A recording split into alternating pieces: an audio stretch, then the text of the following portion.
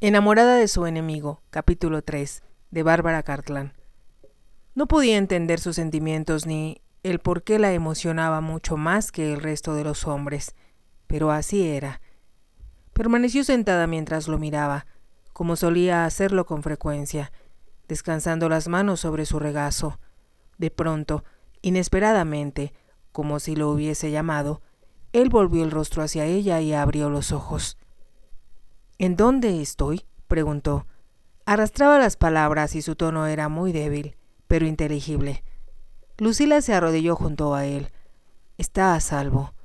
La miró con esos ojos oscuros que ella mantenía siempre en su recuerdo, pero no estaba segura de si podría verla, ya que tal vez le resultaba difícil enfocar su mirada después de tanto tiempo de permanecer inconsciente. ¿A salvo?, repitió él. Sí. Duérmase, se sentirá mejor por la mañana. Lucila estiró la mano para tocarle la parte del frente que no cubría el vendaje. Estaba fresca, ya no tenía fiebre. Sintió que sus palabras lo habían tranquilizado, porque cerró de nuevo los ojos y, como un niño, volvió el rostro para ocultarlo en la almohada. Con el corazón latiéndole con frenesí, Lucila permaneció arrodillada junto a él, por un largo espacio, aunque sabía que estaba dormido y no volvería a hablar. Al fin decidió marcharse y al salir del pabellón buscó a Pedro. El señor ya despertó, Pedro. Habló conmigo. Está mejorando, señorita. Sí, así es. Cuide de él y no lo deje solo, si le es posible. Puede confiar en mí, señorita. Gracias, Pedro. Corrió de regreso a la casa con el temor de que su padre o Catherine se hubieran dado cuenta de su ausencia. Pero ambos aún estaban en sus dormitorios, y cuando bajaron ya Lucila había recobrado la calma. Fue una agonía soportar la cena y la consabida charla, cuando ya no tendría oportunidad de escapar para ver nuevamente a don Carlos. Asimismo tuvo que partir en unión de todos los demás hacia la casa Larrea, donde se efectuaría el baile de la Victoria. La puerta principal de la mansión era impresionante, y sobre ella destacaba el escudo de armas familiar labrado en piedra. En el interior, todas las habitaciones se encontraban profusamente iluminadas, y la música de la orquesta llegaba a oídos de los invitados en cuanto arribaban al patio. En él existía la usual profusión de flores que perfumaba el ambiente, y una fuente de piedra con un cupido abrazado a un gran cisne. El chorro de agua que surgía del pico de este hacia lo alto reflejaba el dorado de las luces. Lucila, al lado de su padre, se unió a la multitud de distinguidos asistentes que subía por la amplia escalera de piedra para llegar al segundo piso. Todas las jóvenes vestían de acuerdo con la última moda europea. Llevaban los hombros descubiertos, como se usaba en París, los talles ceñidos al busto y la orla de sus vestidos adornada en encaje y flores, plumas o bordados de oro y plata. Era una moda hermosa, a pesar de lo atrevido de los escotes. Las mujeres de edad, que se aferraban a los pesados brocados y a las pelucas empolvadas, semejaban fantasmas de otro siglo. Los jóvenes también se ceñían a la moda impuesta por Jorge IV, cuando era príncipe regente de Inglaterra, y con sus largas patillas parecían salidos de un club exclusivo de la calle St. James. Lucila había atisbado el interior del salón de baile horas antes, cuando subiera al balcón para presenciar la llegada del general Bolívar. Al fondo se había levantado un pabellón con cortinajes de seda tricolor, que quizá lo ocuparía el general durante las presentaciones. Y así fue, y mientras esperaba a serle presentada comprendió por qué las mujeres lo encontraban tan atractivo.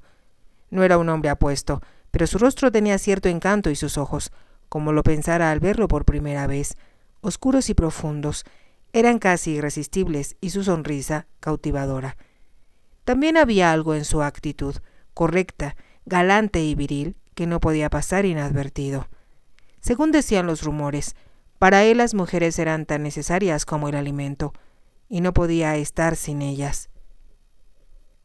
Todos hablaban de las mujeres que amara, y que era inevitable que lo amaran a él también. Una de ellas había cabalgado a su lado durante la terrible campaña de Llanos, y había muchas otras: Fanny, Isabel, Anita, Bernardina, que hacían difícil suponer que con tantos romances hubiese tenido tiempo para la guerra. «¿Y si yo he oído hablar tanto acerca de él?», se dijo Lucila. «Catherine debe saber mucho más». Descubrió que su hermana temblaba de emoción al pensar que sería presentada al gran libertador. De hecho, era lo único que habló durante las 2 semanas anteriores, y ahora que Sir John la presentaba se sentía segura de que era atractiva su apariencia. «Su Excelencia, le presento a mi hija Catherine». El general Bolívar tomó la mano de Catherine mientras ella le hacía una reverencia y la miró con manifiesta admiración. Siempre mostraba un gran interés por la belleza femenina. Mantuvo su mirada frente a la de Catherine, hasta que ella se vio obligada a circular mientras Sir John presentaba a Lucila. «Mi hija menor, Su Excelencia». Lucila sintió que le estrechaba la mano y le sonreía, pero con aquella sonrisa automática emanada de su educación, adquirida en las cortes europeas. En cuanto se inició el baile, Catherine se vio rodeada de un grupo de jóvenes ansiosos por bailar con ella. Algunos eran oficiales del general, jóvenes apuestos, ataviados con los uniformes verde oscuro con puños y chaquetas bordadas en oro. Lucila se enteró que había entre ellos varios ingleses, que exigían bailar con Catherine como si lo consideraran un privilegio. Uno de ellos, Charles Sowerby, nativo de Buckinghamshire, invitó a Lucila a bailar y ella aceptó complacida, no tanto de bailar como de charlar con él. «Me sorprende encontrarla aquí», dijo él. «Yo digo lo mismo», contestó ella. Él rió. «Yo soy adicto a la guerra. Me cuesta trabajo entenderlo. No hay nada más emocionante». Mientras bailaban, ella se enteró de que había luchado en Rusia con las legiones de Napoleón, en Borodino, y que estaba dispuesto a seguir al general Bolívar a cualquier parte. «¿Lo admira?», preguntó Lucila. «Es extraordinario, el mejor soldado del mundo y el mejor hombre también». Charles Sowerby, que era coronel, la presentó al capitán Hallowes de Kent, y él, a su vez, con Daniel Laurel de Belfast, que estaba bajo las órdenes del general Bolívar desde que tenía 19 años. El capitán O'Leary fue quien llevó la bandera blanca a los realistas durante la batalla de Quito para exigir su rendición. Contaba solo con 22 años de edad, pero ella tenía la sensación de que eso carecía de importancia en aquellos planos de arrojo y decisión. Habían arriesgado la vida miles de veces, no solo por las balas españolas, sino también por el clima y altura de los Andes, y por enfermedades endémicas como malaria, disentería o viruela, así como las privaciones inherentes cuando el ejército estaba en marcha.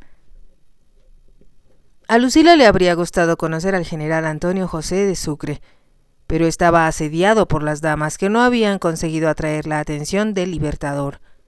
Su rostro era suave y sensitivo, y lucía espesas patillas como si pretendiera verse más duro y agresivo. Había dejado la Universidad de Venezuela a los 16 años para unirse a la guerrilla de Bolívar, y al presente era el más relevante general de la revolución. Jamás había perdido una batalla. Era tranquilo, quisquilloso, y en ese momento estaba muy enamorado de Mariana, la hermosa hija del marqués de Solanda.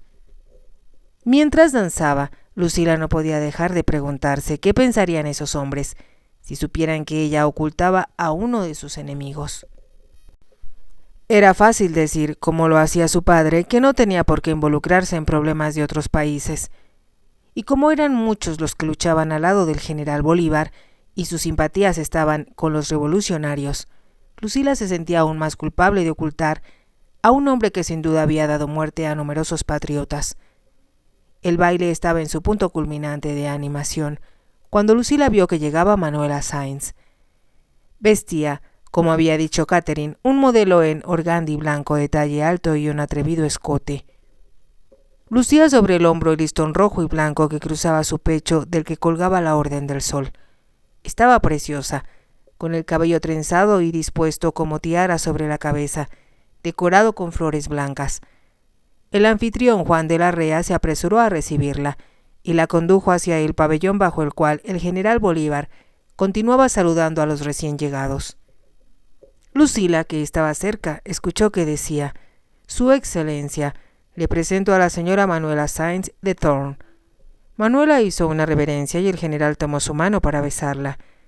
Lucila percibió que cuando sus miradas se cruzaron, ambos permanecieron inmóviles. No comprendió por qué, pero sintió que algo extraño sucedía. Él musitó algo con voz muy baja. Enseguida Manuela se alejó, pero Lucila estaba segura de que algo había sucedido. Más tarde los vio bailar juntos. El general ya había danzado con Catherine, y Lucila advirtió la excitación en los ojos de su hermana y cómo se mostraba provocativa. Pero no la invitó una vez más. Empezó a deslizarse con Manuela Sainz, y era notorio que no estaba dispuesto a cambiarla por ninguna otra pareja. No dejaron de bailar. Eran casi de la misma estatura y había algo no solo rítmico, sino casi felino en la forma que se movían. Lucila los observó. Comprendió que existía una gran afinidad entre ellos y la mirada del general era imposible de confundir. Sir John no quiso permanecer en el sarao hasta tarde, y aunque fue imposible convencer a Catherine para que se fuera con ellos, Lucila se retiró con él. No era ni la 1 de la mañana y el baile estaba en su apogeo, pero no le importó dejarlo.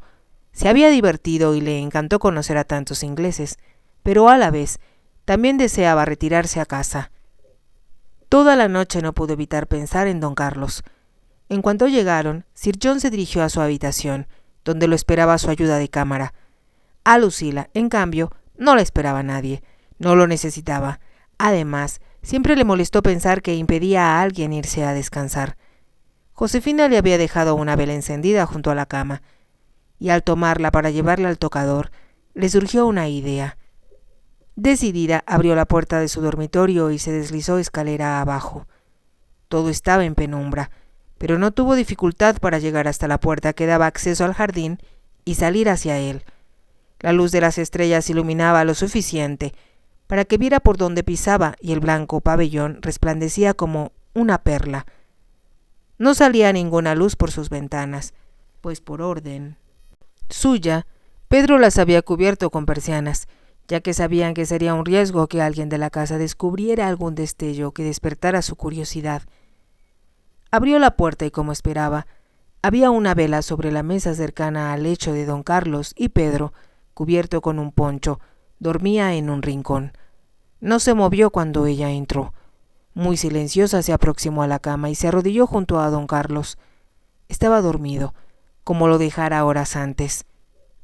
Extendió la mano para tocarle la frente y al hacerlo, él abrió los ojos. «¿Está despierto?». Era una pregunta ingenua, pero la formuló automáticamente. «¿Quién es usted?». Habló con lentitud, pero al instante pareció reconocerla y agregó: «La he visto antes. Vino y me encontró cuando me escondía».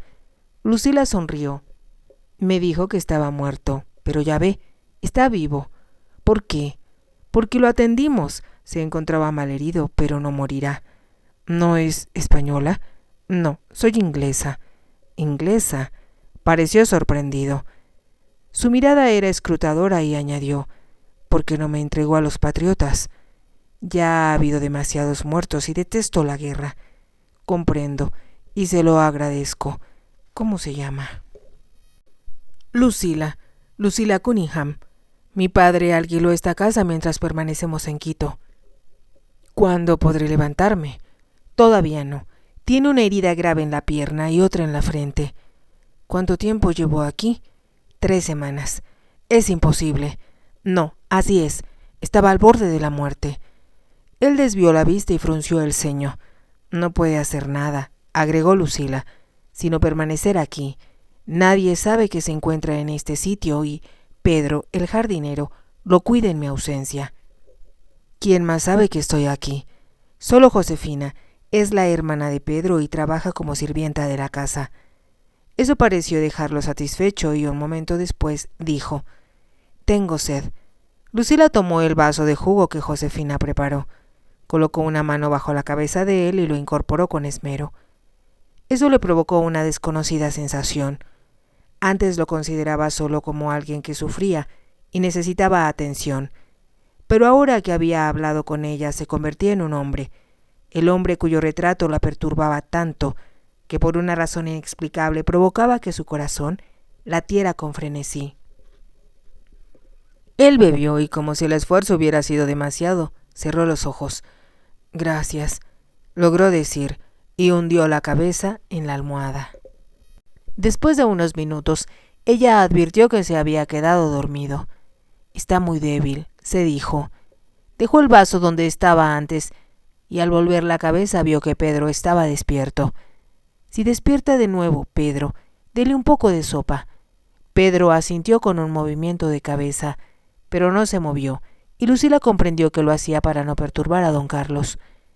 Ella se incorporó, miró una vez más al hombre dormido, antes de salir del pabellón y dirigirse hacia la casa. Al día siguiente, varias damas llegaron durante la mañana a tomar una taza de café. Acudían para visitar a Catherine, pero como todavía no se despertaba, se sentaron en el patio a charlar con Lucila. El tema, inevitablemente, se inició con el general y terminó en Manuela. Sus charlas daban a entender que todo Quito estaba convencido de que Manuela había pasado la noche en brazos de Bolívar. Cenaron juntos, después regresaron al salón de baile y no se separaron, hasta que salieron juntos también. Era casi imposible que sucediera algo en la ciudad sin que todo el mundo se enterara, y Lucila sabía que los sirvientes del Palacio Presidencial, donde se hospedaba Simón Bolívar, estaban más que dispuestos a contarlo todo, incluso sin que se les motivara para hacerlo. Siempre ha sido igual, por algo huyó del convento, ni las monjas pudieron contenerla, y dicen que ya casada, su amante se reunió con ella en Lima, mientras su esposo se hallaba ausente. ¿Qué puede esperarse de alguien que es ilegítima? ¿Por qué iba a ser mejor que la madre? Las damas se alzaban de hombros, dirigían mordaces comentarios acerca de Manuela, pero Lucila se percató de que a la vez estaban furiosas. Ella había conquistado al héroe del momento, al hombre a quien todo Quito festejaba, y cuando finalmente Catherine bajó y se unió a ellas, su indignación fue similar a la de las demás. «Fue algo incalificable», comentó.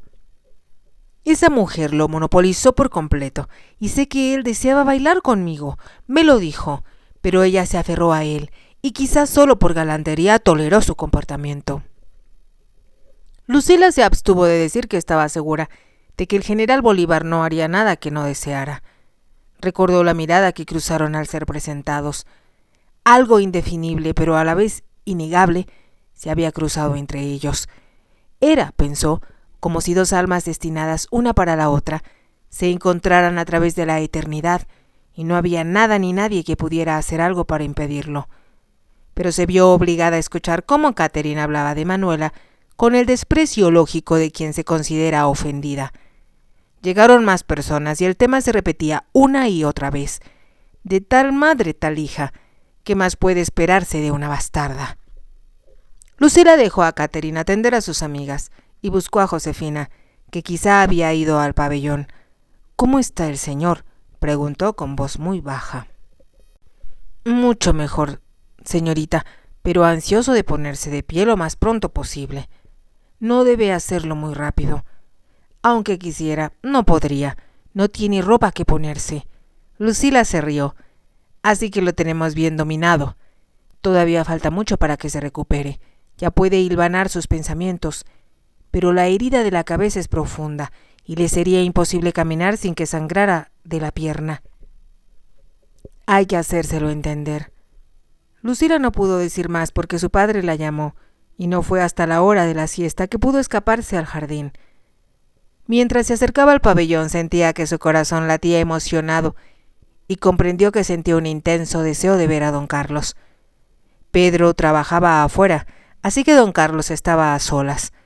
Cuando Lucila entró, permaneció acostado y con los ojos cerrados, pero los abrió en cuanto la escuchó. Ella se sentó en la silla baja junto a la cama.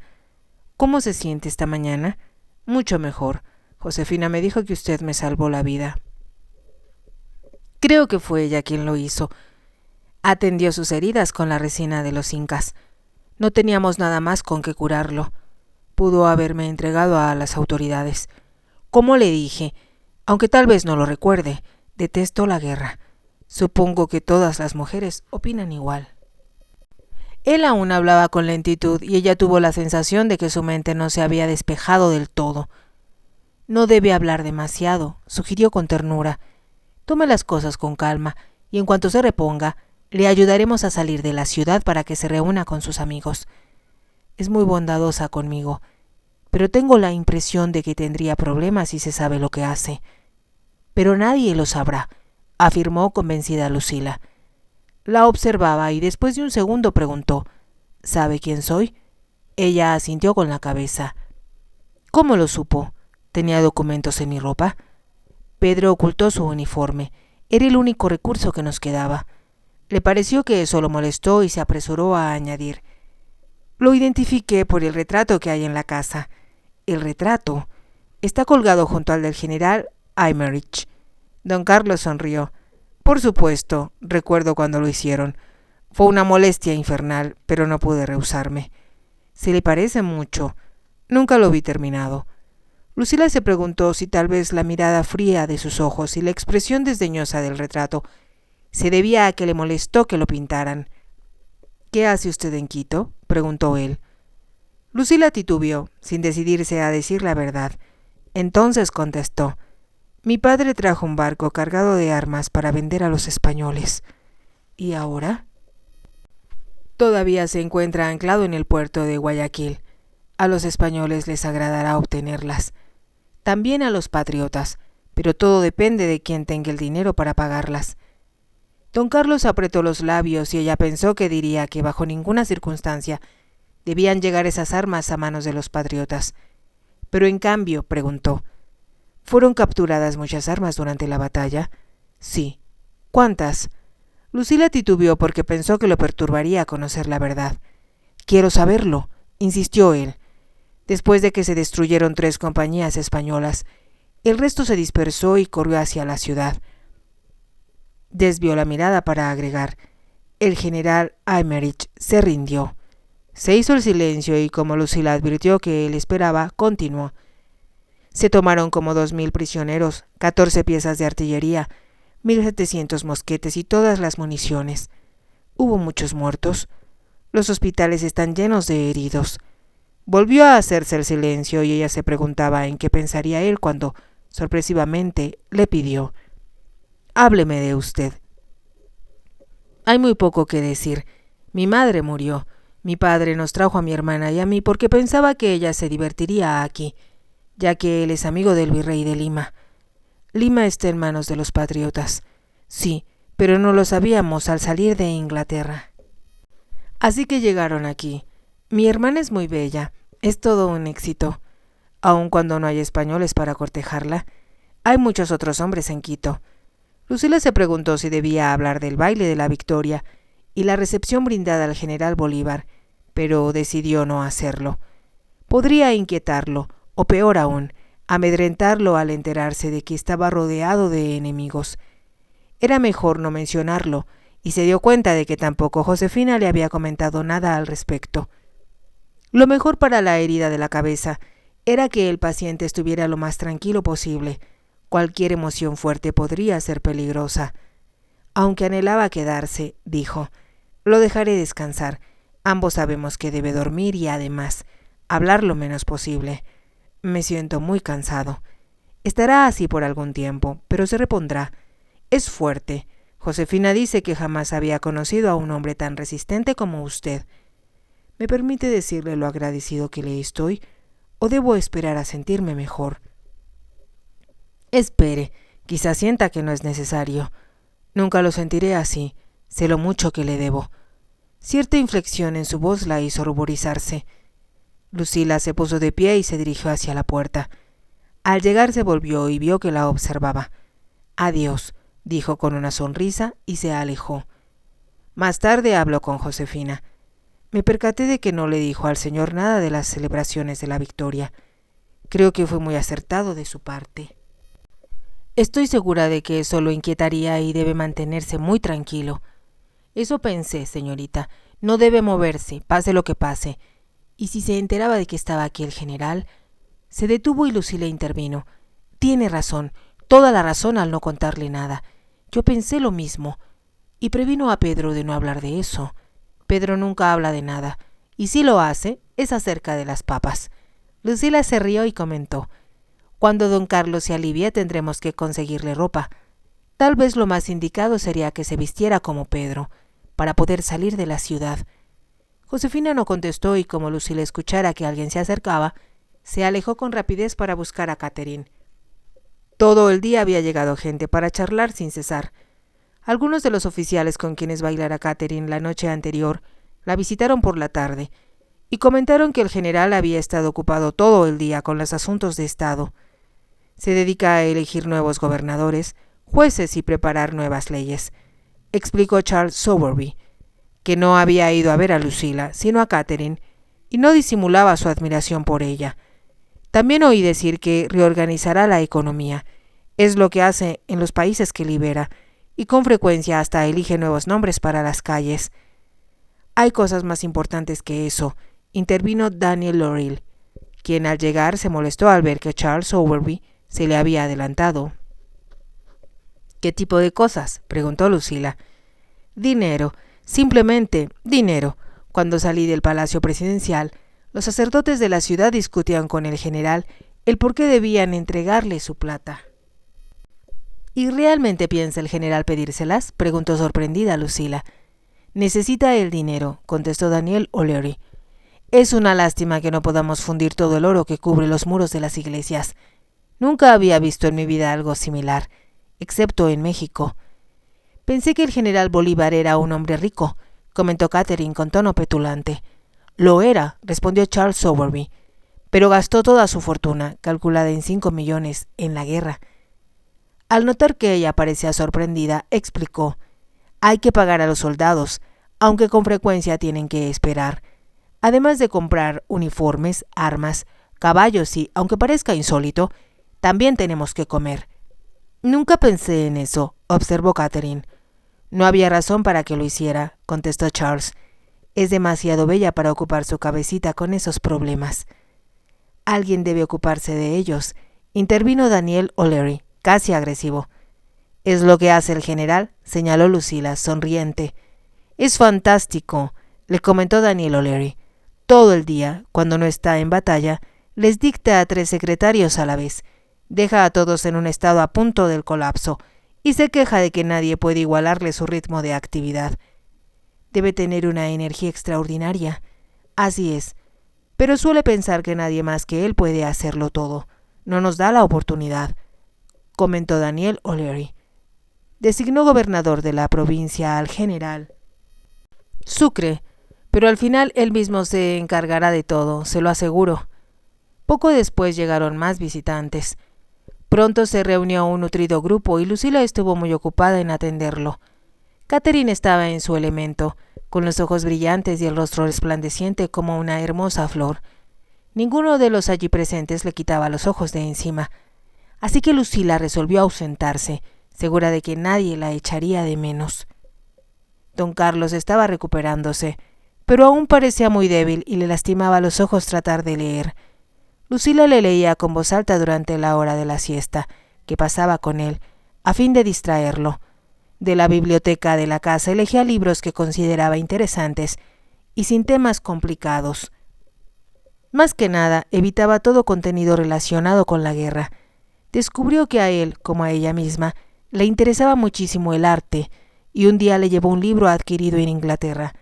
Describía las obras de arte pictóricas de Florencia y a los artistas que las hicieran. Se lo enseñó diciéndole: si le interesa, se lo traduzco. Sé leer el inglés, respondió él. Ella lo miró asombrada. ¿Por qué no me lo dijo? No había necesidad, respondió él en la lengua de ella. Su español es perfecto. Y el inglés de usted es excelente. ¿Cómo es posible? Él vaciló un instante antes de responder. He estado en Inglaterra y en Escocia. ¿Y le gustó Escocia? Me parece un país muy bello. Lucila lanzó un suspiro de alivio. Es hermoso. Yo preferiría estar en Escocia que en cualquier otra parte del mundo. Las montañas, los bosques, los páramos y los lagos son como parte de mí misma. Porque tengo sangre escocesa. Don Carlos sonrió. Las montañas no son tan altas como las de aquí. Ella se dio cuenta que bromeaba y respondió: «Tal vez es bueno, cuando pienso en los soldados que combaten a tales alturas o tienen que ascender hasta las cimas de los Andes. Me conmueve su intrepidez». Él no respondió y como Lucila no deseaba perturbarlo, optó por cambiar el tema. Charlaron toda la tarde en inglés. Pensó que debió recibir una muy buena educación, además de tener facilidad para los idiomas. A partir de entonces casi todo el tiempo dialogaban en ese idioma. Lucila supuso que él aprovechaba la oportunidad para practicarlo. Cuando permanecía en el pabellón y le leía con voz alta, o en las ocasiones en que se quedaba inmóvil mientras él dormía, sentía como si se encontrara en otro mundo, un mundo donde estaba a solas con un hombre, semejante a una isla, tranquila y brillante, rodeada por un mar tempestuoso. Fuera de allí, Quito era un torbellino. Todos los días se realizaban celebraciones en honor del general Bolívar, pero sobre lo que más se especulaba era de lo que se ocupaba el general cuando las fiestas concluían.